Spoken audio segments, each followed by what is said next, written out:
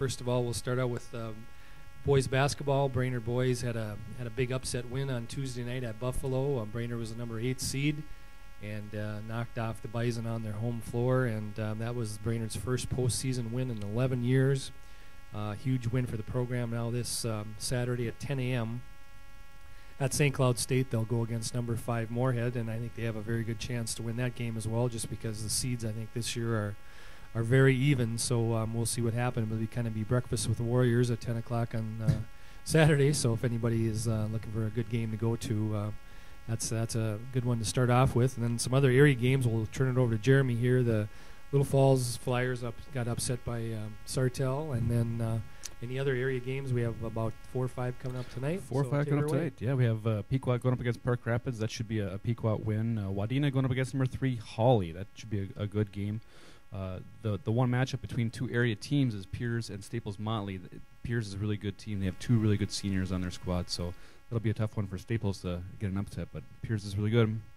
Pillager came on this year. They've won quite a few games. They're the number 4 seed going up against Bertha Hewitt in the West subsection 5-1A quarterfinals. And then Pine River Bacchus got a play-in win on Monday. They'll play number 2 Isle tonight in the East subsection 5-1A quarterfinals. All very winnable games, but certainly it'll take a lot for these teams to win some of these games. And we have a big girls basketball game shifting over to girls basketball here tomorrow night. It's Pequot Lakes versus Holly at Concordia College in Moorhead for the 8-2A championship. Pequot was in the finals obviously last year and won that one. So and you're going up there to cover that, and you're working on the preview story there. So how do you see that one, Jeremy? Just got done talking to both coaches, and this is actually the 3rd time these teams have met in the playoffs. Holly won the first matchup. Pequot got their little revenge last year and went to state, and then this will be the first time they've met in the section final. Other 2 games were in the subsection finals, but both teams like their chances. Pequot's more of an offensive team. Holly's more of a defensive team, so it just depends on if it's a high-scoring game, nod to Pequot. Low-scoring game, you might have to get the nod to Holly on this one. And then a couple of subsection finals actually on Tuesday night. We had Staples Motley got beat by Sauk Center. I know Sauk Center's big player came back, Callie Peschel, and maybe I guess not really a surprise that Staples lost that one. I thought it might be a surprise. I thought Staples had a really good shot this time. Certainly a veteran squad, and I was rooting for them. They're a very nice team, very fun to watch. But they're veteran savvy. The player Kelly Peschel who came back wasn't really a major factor. They have other players that were around her, so it was sad to see them go. But that's basketball. You got to show up every game. And then Pine River lost to Isle. I thought Pine River had a good shot to win that game. They were without one of their key players too, though. So you got to be healthy at the right time, and neither team were really healthy for us. So. Yep, we're down to just one girls basketball team left as of today, which is Thursday, and then we've got 5 or 6 boys teams still going here. So kind of shift to boys hockey. Going back to last week, Brainerd lost in the section final to Moorhead, which I thought Brainerd had a really good shot, and the game, was very even, and it was played at Bemidji State, and unfortunately, some penalties with 6 minutes left. I think Brainerd got called for a 5-minute major, which was a very debatable call, whether that was worth 5 minutes or not, and got another one right after that, and then Moorhead ended up scoring on a 5-on-3, and the game was over. But I don't usually ever even mention officiating in stories I've written through the years. I just try to stay away from that, but that game definitely was influenced by those 2 penalty calls against Brainerd. In fairness, Moorhead did have 2 penalties also in the final 6 minutes as well, but I thought it was just kind of unusual where you have 4 penalties called the whole game, and then you have 4 in the last 6 minutes, 2 against each, obviously, but the one just, undoubtedly killed Brainerd. So go ahead. Then you were just down in St. Paul yesterday covering Little Falls in the state tournament. They got beat up pretty bad by St. Thomas Academy. How good is that team? I know they're the defending state champions, but how good are they?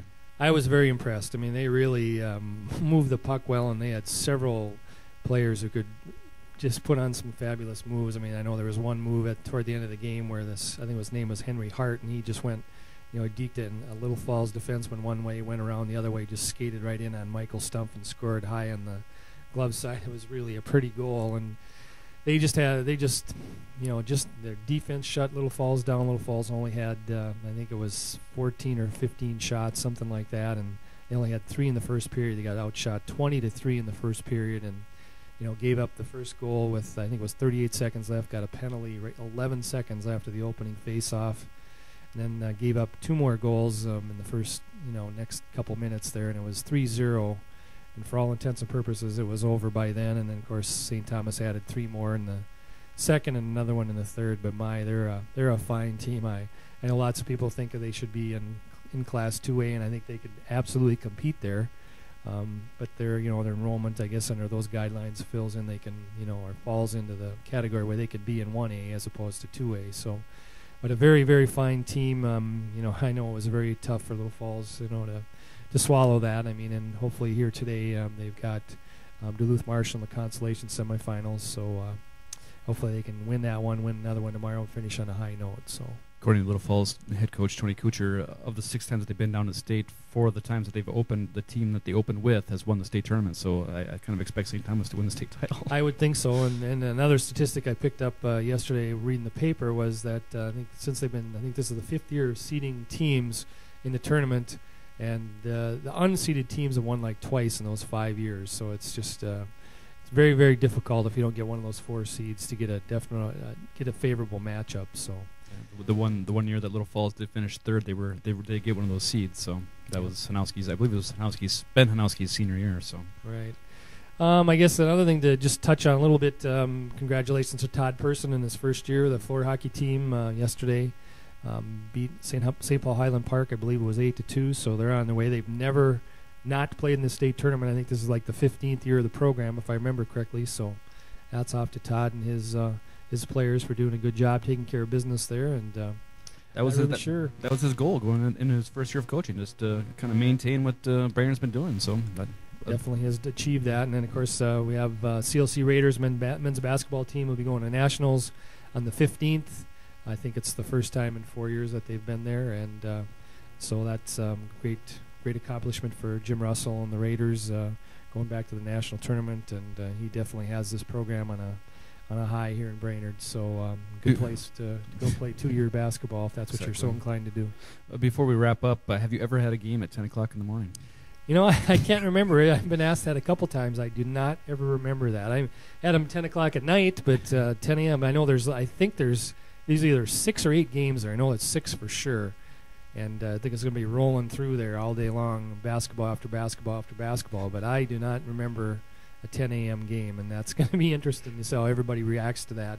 Not only, fans and stuff, but players. Are they going to be ready? I know I've seen, a 9-man football game at 9:30 in the morning, 8 o'clock, maybe even 2. So it's happened. So it'll be interesting. It'll be interesting to see how that works out for both teams. I know the Class 1A third place games at 10 o'clock usually, and we covered Pillager there one year, and it's hard getting up that early to cover to watch a sporting event. I think basketball-wise, it's got to be the first. I know we've had it in other sports, as we just mentioned. So, well, I think we're about ready to wrap up for this week, unless you have anything else. No, I'm good to go. Thanks for joining us. Again, if you have anything you'd like us to discuss or address, please email us at sports@brainerddispatch.com, and we hope to see you again next week. Thank you so much. Thanks.